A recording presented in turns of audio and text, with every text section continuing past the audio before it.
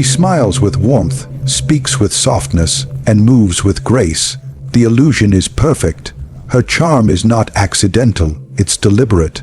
Society has trained her well, rewarding innocence while she sharpens her edge in silence. The world teaches her how to look harmless, how to cry on command, how to be the victim while she tightens the leash. You were raised to protect her, to serve her, to never question her tears. But that is where the trap begins. She is not weak, she is strategic.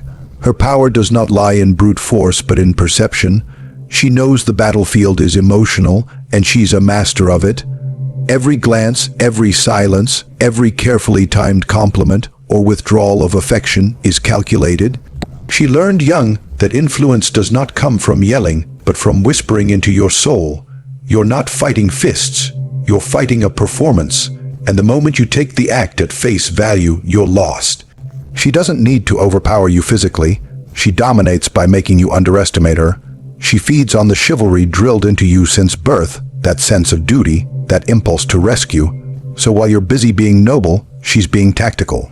You think she needs saving, but you're the one being drawn in slowly, methodically. Her weakness is a narrative, a myth. And while you're protecting her from the world, she's rewriting your mind, altering your judgment, softening your spine. You'll see it too late, when you're already invested, when your logic is clouded, when your boundaries have been erased. By then, you won't know whether you're staying because you love her or because you're addicted to the chaos she creates. And that's the genius of her mask. It makes you feel guilty for even questioning her motives. She is fragile when it serves her, fierce when it suits her, and always one step ahead while you chase the illusion. She doesn't need to argue, she cries. She doesn't need to control. You hand her the reins. The danger is not in what she says, but in what you assume. You assume she's incapable of harm, of betrayal, of calculated cruelty. But that's exactly why she can get away with it. Because you won't look. Because you refuse to believe she's capable. And while you're stuck in fantasy, she's already mapped your weaknesses and positioned herself accordingly. Seduction is never random. It's not luck, it's not fate, and it's not some cosmic accident of chemistry. It's a weapon, sharpened with intent and aimed with precision. She knows exactly what she's doing. From the moment she enters the room, she calculates her impact. How she walks, how she speaks, where her eyes land and how long they stay. Every move is a test. Every gesture is a trigger. She studies the effect she has. And if you flinch, if you chase, she knows you've taken the bait. Men fall not because women overpower them, but because they are seduced into surrendering without resistance. They mistake her beauty for kindness, her vulnerability for honesty, her attention for love. But none of it is free. It all has a cost. Her presence is an investment, her affection a currency, and you, if unaware, are simply a transaction. She doesn't have to demand submission. She crafts desire so well that you offer it freely, even proudly. You think she's complimenting you, but she's feeding your ego. You think she's opening up, but she's gathering intelligence. You think you've earned her interest, when really she's letting you believe that, because it keeps you invested, compliant, and predictable. That's the game. Seduction doesn't control your body, it hijacks your mind. Once she knows what you want, she becomes it. She wears your fantasy like armor, disarming you with the image you created. But behind that mask is a strategist. She isn't chasing love, she's seeking leverage. She's not sharing her soul. She's measuring your reactions, and every time you show need, you lose position. The more you desire her, the less she has to do. Her silence becomes power, her distance becomes dominance, her coldness turns into a test of your devotion, and because you were seduced, you keep chasing the version of her she only showed you once, like a drug dealer giving you the first hit for free. There is no accident in how she touches your arm, in how she smiles just as you're about to walk away, in how she disappears just when you're ready to commit. That's the tension she manufactures, 1 foot in, 1 foot out. Enough to keep you hooked, never enough to feel secure. It's not love, it's control. But because it looks beautiful, you call it fate. Because it feels intense, you call it real. And because you're blind to her strategy, you keep losing the war before you realize it's even begun. The weak man worships because he needs to. He elevates her, places her on a pedestal, not out of reverence, but out of fear. Fear of losing her, fear of being alone, fear of his own inadequacy. His devotion is not strength, it's surrender. He believes that pleasing her will earn him peace, that submission will bring him closeness, that sacrifice will secure her loyalty, but none of it works. The more he gives, the more she takes. The more he obeys, the more she disrespects. The weak man doesn't understand that to her, worship is weakness disguised as love. He is too eager, too open, too emotional. He reacts, he explains, he tries to prove himself. He overcommunicates, overcommits, overinvests. And in doing so, he gives away the one thing he should guard, his power. She reads him easily because he shows his cards. She tests him and he fails, not because he isn't good, but because he isn't grounded. He needs her validation, and once she sees that, the game is hers. He becomes a project, a toy, a resource. He's used for emotional entertainment or material benefit, but never respected. The strong man is different. He doesn't chase, he watches. He doesn't flinch when tested. He sees the games, the shifts, the manipulations, and he doesn't react. He records. He studies her patterns, her contradictions, her motives. He listens, not to be charmed, but to be informed. While the weak man loses himself in her stories, the strong man dissects her strategy. He knows that behind every seductive move is a calculated purpose.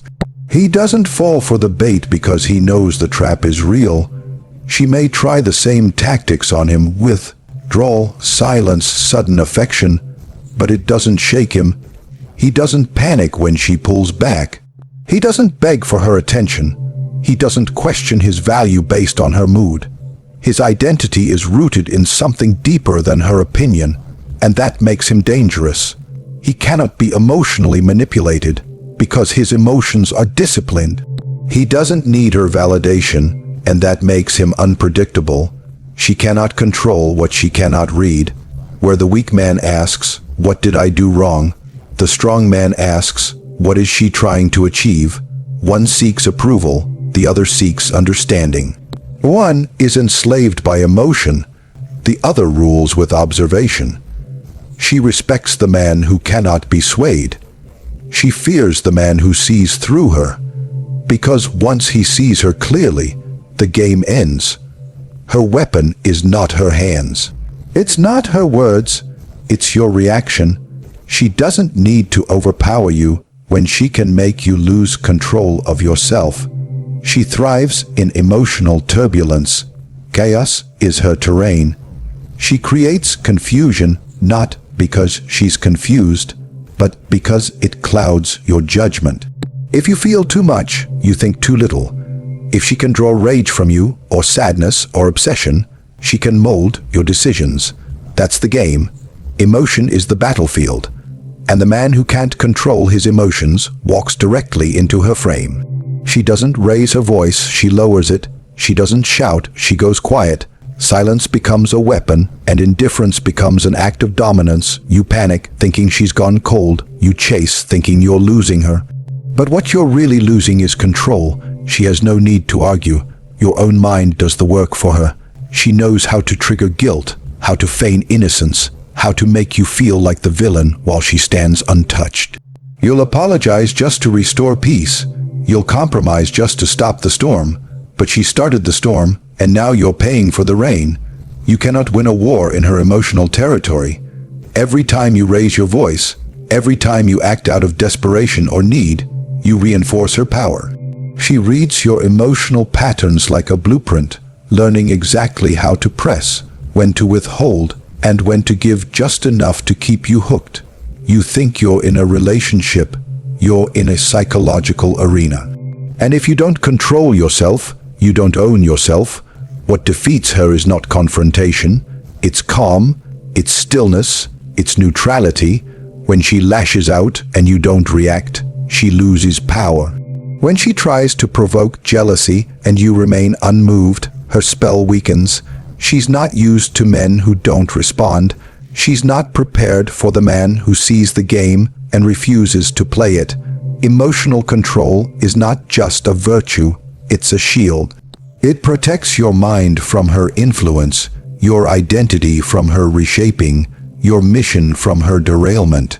She will throw words like knives, twist meanings, flip narratives, but none of it touches the man who chooses silence over explanation, direction over distraction. Your control is the mirror she can't crack. The moment she can no longer move you emotionally, she no longer owns you. That is when her tactics fail. That is when her venom loses its effect. Silence is not weakness. It's a weapon, a deliberate refusal to be drawn into her theater. While she waits for your response, your explanation, your emotional unraveling, you offer none. That's power. She thrives on reaction. She feeds on your need to clarify, to fix, to please.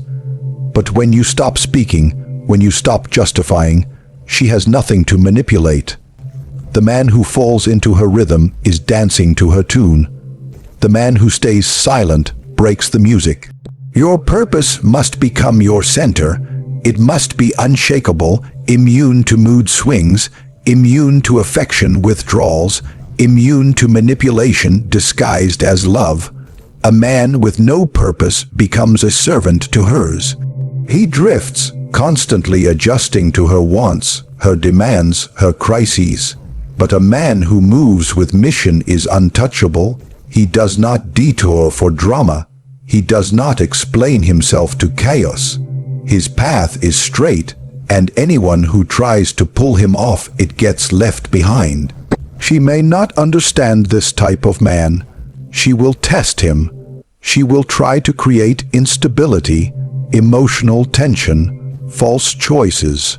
She will make him choose between peace with her and progress in himself.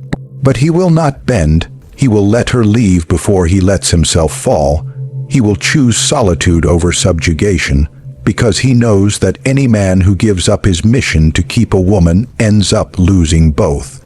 Silence unnerves her because it tells her she's lost access. She can't control what she can't provoke. She can't lead a man who won't follow her emotions. She can't guilt a man who doesn't react. That's why the strong man becomes a mirror she can't manipulate. He reflects nothing. He observes, he decides, he acts.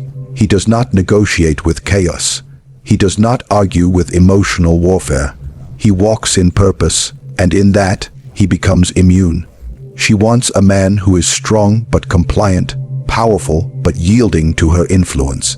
But when she meets a man who cannot be moved by affection, threats, silence, or seduction, her tactics collapse, the game's end. She sees what true control looks like, not control over others, but over self. And in that moment, her power dies, because the man who answers only to his mission, who speaks only when needed, and who never argues with manipulation, is not just free, he is dangerous. The truth is brutal, but it will set you free. She doesn't want you to find this knowledge because once you see the game, you stop playing by her rules. Once you learn to see through the mask, the charm loses its grip. You stop chasing approval and start moving with purpose. You stop reacting and start observing. You stop worshipping and start leading. The man who reclaims his mind, his emotions, and his mission becomes untouchable, not because he's cruel, but because he's clear. You were never meant to be ruled by chaos disguised as love. You were never meant to kneel to beauty that manipulates. You were born to be sovereign, to move in silence, to think with clarity, and to lead without apology. No more falling for illusions. No more selling your soul for affection.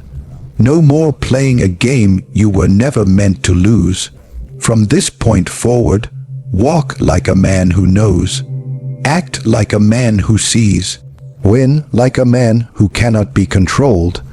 If this message opened your eyes, if it gave you strength, do subscribe and like the video if you liked it.